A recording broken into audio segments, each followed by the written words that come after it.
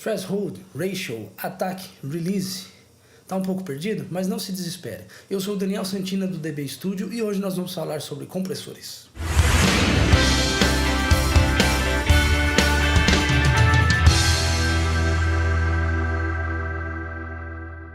Já que no software eu decidi trabalhar com uma caixa de bateria justamente porque é um pouco mais fácil de explicar alguns parâmetros da compressão, como o ataque, por exemplo. Então vamos lá. Abrindo o canal, eu vou selecionar um compressor que é o Pro C, versão número 2 da FabFilter. Por que eu decidi usar esse compressor? Porque além de ele oferecer todos os parâmetros do compressor, ele ainda tem um gráfico de forma visual para que a gente possa entender um pouco melhor isso, ok? Vamos começar através do threshold. O threshold, ele é uma limiar, ele é, por assim dizer, um teto. Imaginem como se fosse um teto. Então, qualquer nível de sinal que passe desse teto, o compressor vai atuar nele. Ou seja, o compressor atua no sinal que passa do limite que você determinar no threshold. O que não passar, o compressor não atua, certo? O ratio, ele é uma taxa de correlação. Como funcionaria? Nesse exemplo que ele está aqui, que é 4:1, ele determina para o compressor que a cada 4 decibéis que passar do nível do threshold, 1 vai continuar passando sem a compressão e os outros 3 ele vai comprimir de fato. O ataque é o tempo que o compressor leva para começar a comprimir aquele sinal que passou do nível do threshold.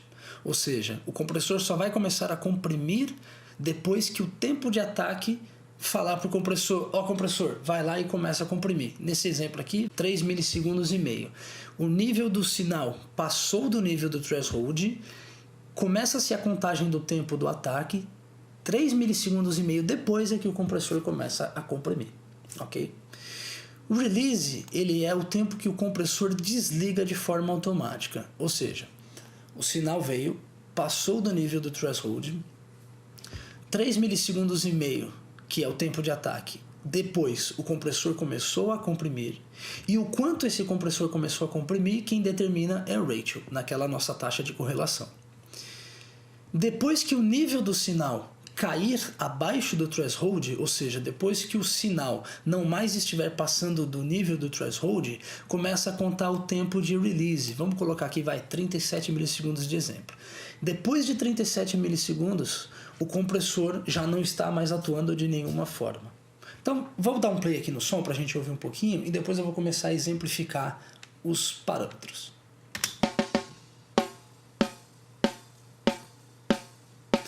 E como eu disse, esse compressor ele é bacana justamente porque além dos parâmetros ele nos dá um gráfico de forma visual para que a gente possa entender de uma melhor forma como funciona o compressor e como ele está atuando a cada sinal.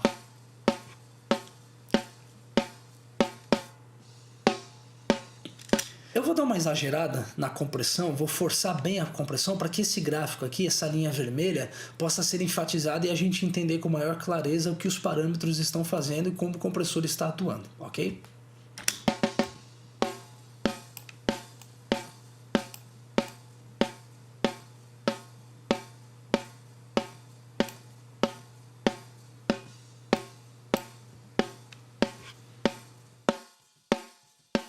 Então a gente percebe o seguinte, a cada vez que o sinal passa do limite do threshold, começa a contar o tempo de ataque. 20 milissegundos depois disso, o compressor entra em ação e começa a comprimir o que está determinado pelo ratio. Nesse caso aqui é 4:1. 1 decibel continua passando sem comprimir e os outros 3 ele comprime. Só que isso é a cada 4 decibéis. Significa que se estiver passando 8 decibéis, por exemplo, ele vai deixar 1 decibel passar sem comprimir e comprimir os outros 3. Só que ainda faltam 4, porque passou 8. Então ele faz novamente esse circuito. Ele deixa 1 decibel continuar passando sem compressão e os outros 3 ele comprime. E o resultado final disso foi que 2 decibéis passaram sem compressão e os outros 6 ele comprimiu, ok? Como a gente pode ver nessa linha vermelha, o ataque ele não é uma linha reta, ou seja, aonde o sinal passou ele começa a comprimir imediatamente. Não, você pode ver que ele tem uma certa curvatura, um certo tempo de início, que esse é o tempo de ataque. 20 milissegundos depois que o sinal passou do threshold é que o compressor de fato começou a atuar. E o release é essa linha que volta aqui, ó, tá vendo? Olha como ele demora um pouquinho para voltar lá para o zero. Olha como ele demora um pouquinho para se restabelecer. Isso é o tempo de release, ou seja, quanto tempo depois, no caso aqui 103 milissegundos depois, que o compressor para de fato de atuar, de comprimir. Ok? Uma outra coisa legal desse compressor é que ele tem o estilo de compressão, uma característica de compressão. Nós estamos usando a modalidade clean do compressor e ele tem algumas outras. O clean, como o próprio nome diz, é uma forma mais limpa de compressão. Ele não insere harmônicos, ele não insere tanto ruído, ok? Segundo a FabFilter, a modalidade Classic, ela é uma modalidade mais vintage, uma modalidade um pouco mais suja. É como se o compressor inserisse mais harmônicos, um pouco mais de ruído de um circuito analógico, tá? O Opto, reparem nessa linha, nessa curvatura de resposta da compressão, da quantidade de compressão. Quando a gente seleciona o Opto, ele deixa um pouquinho mais suave. O Opto, ele é uma característica de compressão um pouquinho mais lenta, ou seja, um pouquinho mais suave, não força tanto o compressor no sinal, ok? O vocal e o mastering são coisas específicas, como o próprio nome diz. O vocal ele foi desenhado para trabalhar melhor, ele trabalha com uma desenvoltura melhor quando se trata de sinais de vozes. Masterização, como diz aqui o próprio nome, é um compressor mais transparente. Ele vai atuar na compressão, ele vai comprimir o sinal, mas ele vai tentar ser o mais transparente possível, para que você não deteriore, não coloque ruído, não coloque harmônicos que possam alterar a característica sonora daquela sua música, daquele seu sinal. O bus, ele é para você usar o compressor em um grupo, não num canal individual como eu estou fazendo aqui, por exemplo, na caixa de bateria. Ele é uma característica de compressor para que a gente possa usar num grupo de bateria, por exemplo, ou até mesmo no canal master da nossa mixagem. O punch, ele é uma característica mais brusca, mais forte, justamente para que você possa trazer um pouco mais de punch de sinal, um pouco mais de presença no sinal. Isso é característica do compressor, sem de fato você alterar as configurações de um compressor, tá? E por último, o pumping.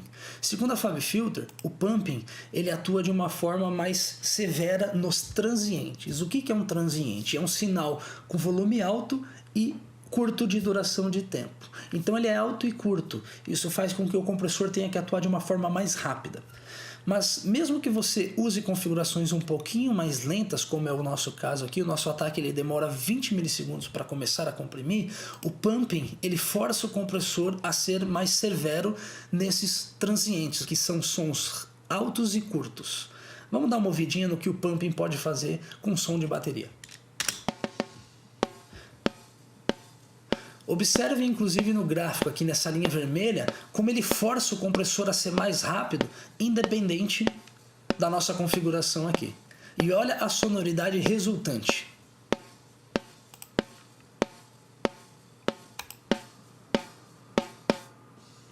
Olha a diferença de som para o clean e a gente vê isso inclusive no gráfico.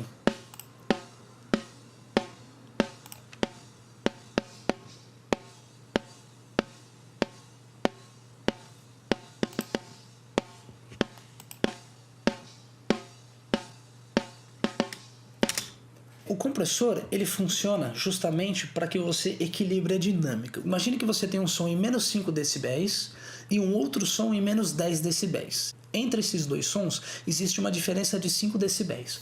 O compressor ele pode igualar ou ele pode deixar próximo. Ou seja, o compressor vai pegar o sinal que está mais alto, desde que ele passe do nível de threshold, óbvio, e vai comprimir esse sinal, fazendo com que esse sinal mais alto fique mais próximo do sinal baixo ou até mesmo igual ao sinal mais baixo em termos de volume, tá? E aí você está equilibrando a dinâmica, você está equilibrando a diferença de volume que existe entre um sinal e outro.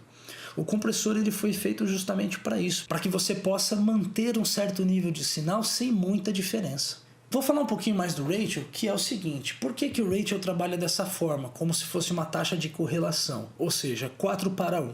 A cada 4 decibéis que passa do nível do threshold, um continua passando sem compressão e somente os outros 3 é que o compressor vai comprimir. Por que o compressor faz isso? Por que o ratio atua dessa forma?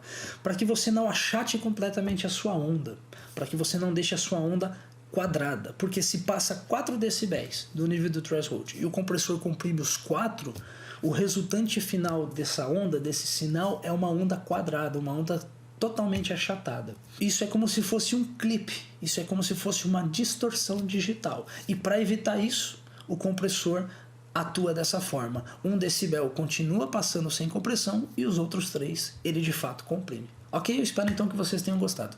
Agora que você já sabe usar um compressor corretamente, deixe o seu like aqui nesse vídeo. Qualquer dúvida, crítica ou sugestão, coloca nos comentários aqui pra gente. E se ainda não é inscrito em nosso canal, se inscreva, porque toda semana eu trago um vídeo novo pra você. Até lá!